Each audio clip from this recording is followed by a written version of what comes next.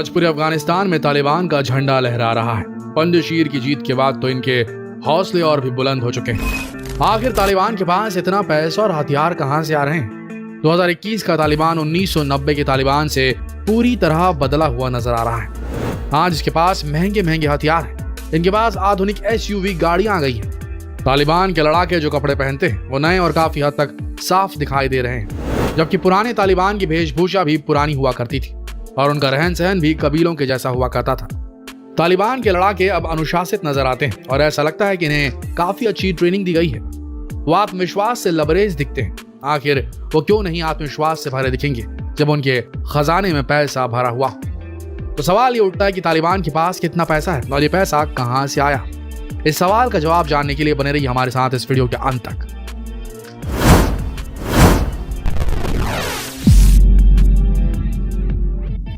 – 2016 में फोर्ब्स पत्रिका ने दुनिया के सबसे अमीर आतंकवादी संगठनों की लिस्ट जारी की थी, जिसमें तालिबान को 5वां सबसे अमीर आतंकी संगठन बताया गया था। फोर्ब्स की रिपोर्ट के मुताबिक 2016 में तालिबान का वार्षिक आय करीब $400 मिलियन आंकी गई थी।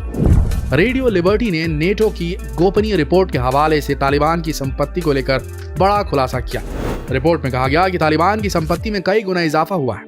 2019-2020 वित्त वर्ष में तालिबान का वार्षिक बजट $1.6 अरब था, जिसमें 2016 के फोर्ब्स के आंकड़ों की तुलना में 4 सालों में 400% की वृद्धि हुई है। चलिए अब ये भी जान लेते हैं कि तालिबान के पास इतना पैसा आखिर आया कहां से। तालिबान की इनकम के 4 मेन सोर्स हैं। आज हम इन चारों पर डिटेल में चर्चा करेंगे। पहला सोर्स है विदेशों से मिलने वाली मदद। पाकिस्तान, ईरान, रूस, सऊदी अरब, संयुक्त अरब अमीरात, कतर सहित खाड़ी के कई देश तालिबान को वित्तीय मदद दे रहे हैं। तालिबान को हर साल करीब $50 करोड़ यानी कि 3,600 करोड़ रुपए विदेशों से मिल रहे हैं। अमेरिका की खुफिया रिपोर्ट में अंदाजा लगाया गया था कि तालिबान को 2008 में विदेशों खासकर खाड़ी देशों से $10.6 करोड़ प्राप्त हुए थे। तालिबान की इनकम का दूसरा सबसे बड़ा सोर्स है नशीली दवाओं का कारोबार। अफगानिस्तान दुनिया का सबसे बड़ा अफीम और हेरोइन उत्पादक देश है। हेरोइन अफीम से तैयार होता है। एक अनुमान के अनुसार अफगानिस्तान से हर साल $1.5 से $3 अरब की अफीम दूसरे देशों में भेजी जाती है।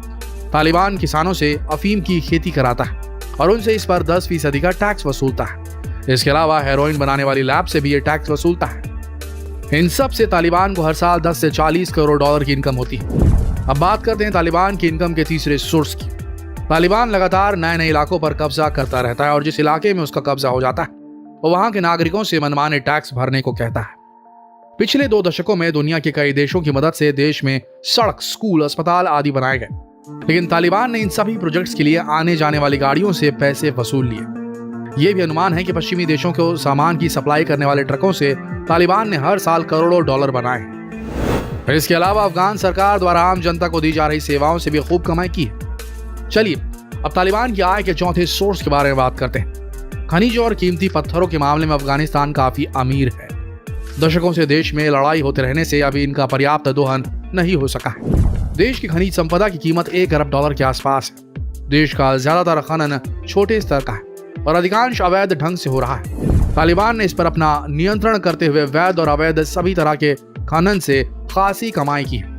2014 में UN की एक रिपोर्ट में बताया गया कि तालिबान ने हेलमंद प्रांत में 25 से 30 अवैध खनन परियोजनाओं से हर साल $1 करोड़ से ज्यादा कमाए थे। इस तरह तालिबान हर कानूनी और गैर कानूनी काम करके लगातार अपने आप को मजबूत करता जा रहा है, जबकि तालिबान की शुरुआत बहुत ही छोटे लेवल से हुई थी। तालिबान का उभार 1990 के दशक की शुरुआत में हुआ था, जब अफगानिस्तान से रूसी सैनिकों की वापसी हो चुकी थी। तालिबान पुश्तो भाषा का एक शब्द है जिसका मतलब होता है छात्र यानी कि स्टूडेंट, यानी पुश्तो भाषा में छात्रों को तालिबान कहते हैं। ऐसा माना जाता है कि यह पहला पश्तो आंदोलन था जो धार्मिक मदरसों में उभरा। धार्मिक संगठनों के तौर पर इसके सामने आने पर शुरुआत में सऊदी अरब ने आर्थिक मदद पहुंचाई। पश्तो आंदोलन में सुन्नी इस्लाम की कट्टर मान्यताओं का प्रचार किया जाता था और पाकिस्तान में इनकी बुनियाद खड़ी की गई थी। कहीं न कहीं अमेरिका भी तालिबान के उदय का जिम्मेदार है, क्योंकि शुरुआत में सोवियत रूस को अफगानिस्तान से खदेड़ने के लिए उसने ही तालिबानी लड़ाकों को हथियार और आर्थिक मदद दी थी। सन 1996 से लेकर 2001 तक अफगानिस्तान में तालिबानी शासन के दौरान मुल्ला उमर इसका सुप्रीम लीडर था। 1980 का दशक खत्म होते होते सोवियत संघ के अफगानिस्तान से जाने के बाद वहां पर कई गुटों में आपसी संघर्ष शुरू हो गए थे। इसके अलावा मुजाहिदीनों से भी लोग परेशान थे। ऐसे में जब तालिबान सामने आया तो अफगानिस्तान के लोगों ने उसका स्वागत किया था। शुरुआत में तालिबान ने अफगानिस्तान में मौजूद भ्रष्टाचार को काबू में किया और अव्यवस्था पर नियंत्रण लगाया। आज डर और दहशत का पर्याय बन चुके तालिबान ने उस वक्त अपने नियंत्रण में आने वाले इलाकों को सुरक्षित बनाया ताकि लोग व्यवसाय कर सकें। दक्षिण पश्चिम अफगानिस्तान में तालिबान का प्रभाव बढ़ता गया। 1995 में तालिबान ने ईरान के बॉर्डर से लगे हेरात प्रांत पर कब्जा कर लिया। इसके एक साल बाद तालिबान ने बुरहानुद्दीन रब्बानी सरकार को सत्ता से हटाकर अफगानिस्तान की राजधानी काबुल पर कब्जा कर लिया। 1998 तक तालिबान ने अफगानिस्तान के 90% हिस्से पर अपना कब्जा कर लिया था।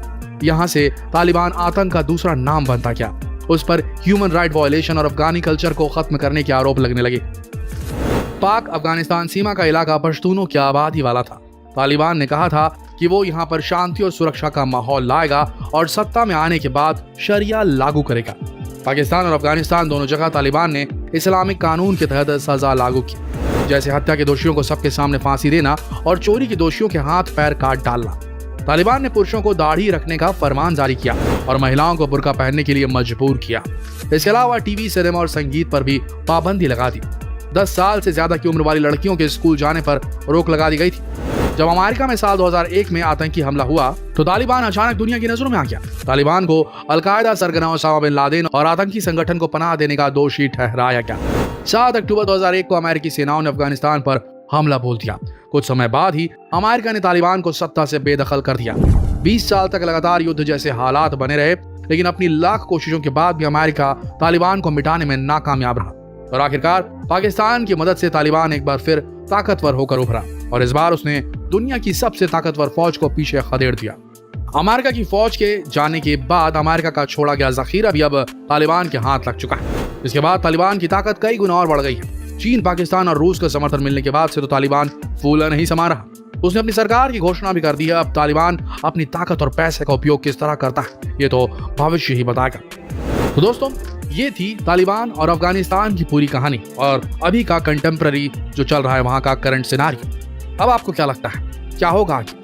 क्या तालिबान अपने आप को संभाल कर पूरी तरीके से अफगानिस्तान को काबू में कर पाएगा, अफगानिस्तान को एक सुशासन दे पाएगा, या एक बार फिर से लड़ाके और आतंकी पैदा होंगे अफगानिस्तान में और एक बार फिर उससे पूरी दुनिया में तबाही मचेगी और अफगानिस्तान पर फिर कुदृष्टि लगेगी और अफगानिस्तान के लोगों पर फिर अटैक होगा और फिर बर्बाद होगा अफगानिस्तान? आपका क्या कहना है कमेंट सेक्शन में जरूर लिखें और जितना हो सके इस वीडियो को शेयर करें ताकि लोग समझ सकें कि हमारे पड़ोस में क्या हो रहा है।